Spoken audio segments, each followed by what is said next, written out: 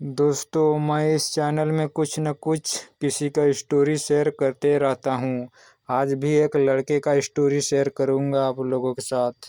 दोस्तों, मैंने एक लड़के को देखा। उसका घर जंगलों के करीब है, यानी कह दो जंगल में ही है उसका घर। लेकिन वो अपना जो धंधा कर रहा है, चावल का धंधा, वो बखूबी कर रहा है और फर्स्ट क्लास कर रहा है। उसका धंधा करने का तरीका कुछ गजब का ही है, एकदम हटके है।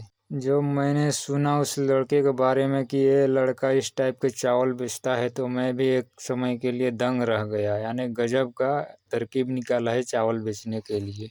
वो चावल का कारोबार ज़्यादातर जंगल से बाहर यानी कुछ दूर में करता था। यानी जैसे बड़े बड़े बाजार लगता था, वही वैसे ही बाजार में वो धंधा करता था चावल का। यानी वो वैसे बाज़ारों में धंधा करता था जो साप्ताहिक लगता था। यानी एक सप्ताह इधर लगा, दूसरे सप्ताह उधर लगा, इस टाइप का बाजार लगता था। जैसे मंगलवार को इस जगह लगा बाजार, तो बुधवार को अगले जगह लगेगा, इस टाइप का बाजार लगता है। उसी में वो कारोबार करता है। उस लड़के का घर और बाजार के दूरी करीब 10 किमी ऐसा ही लगभग था।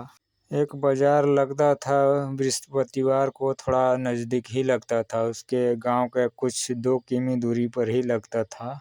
वो लड़का सप्ताह में करीब 3 दिन बाजार करता था। यानी सप्ताह में 3 दिन अपना वो चावल का धंधा बिक्री करता था। उस लड़के के पास एक मिनी राइस मिल मशीन था। उसी से धान उन कुटाई करके वो अपना धान का यानी चावल का बिजनेस करता था। और वो लड़का अपने आसपास किसानों से ही धान खरीदता था। धान खरीद कर धान को उबाल कर सुखाता था अच्छी तरह से। फिर उसको कुटाई करके चावल बनाता था। फिर उसको अच्छी तरह से साफ उफ करके बोरी में पैक करता था।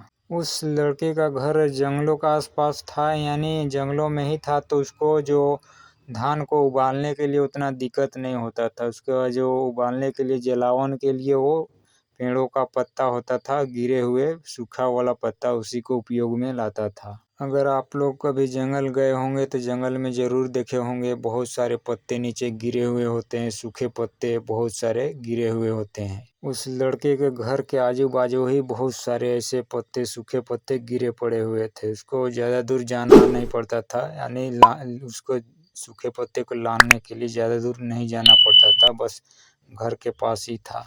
वो लड़का धान को देसी तरीके से ही उबालते थे। बड़े से बर्तन में डालकर चूल्हे में रखकर उसे जो पत्ता से होता है उसे जलावन करके उसको उबालते थे।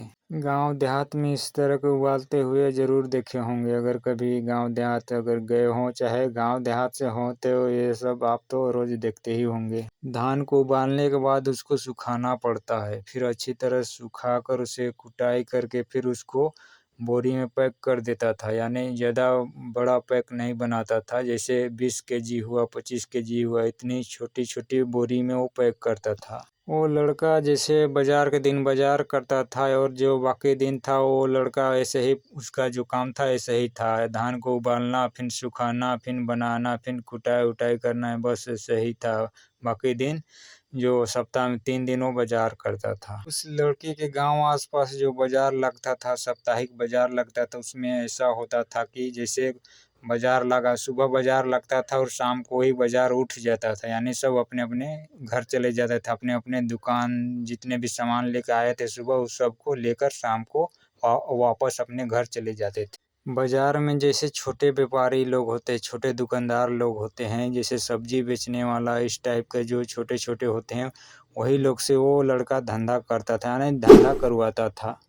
उस लड़के ने सुबह चावल को किसी गाड़ी उड़ी में लोड करके बाजार ले जाता था सुबह। उसके बाद ऐसे ही छोटे छोटे व्यापारी होते हैं, उसी लोगों को बेचने के लिए, यानी चावल को बोरी को बेचने के लिए दे देते थे। वो लड़का ज़्यादातर सब्जी बेचने वाले दुकानदारों को दे देते थे चावल बेचने के लिए।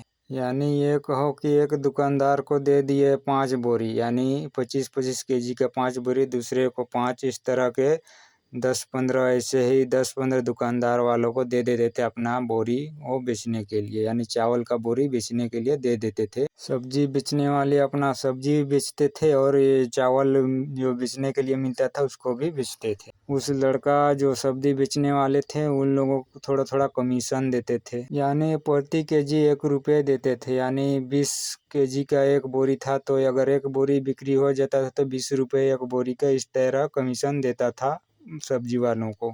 यूं कहें कि उस लड़का का जो बाजार में कोई दुकान ही नहीं था, बस दूसरों का दुकान में वो अपना दुकान चलाता था बस। फिर शाम को ये करता था कि जब चावल बिक्री नहीं होता था तो सभी के पास से चावल उठाकर वो फिर अपने घर शाम को ले आता था।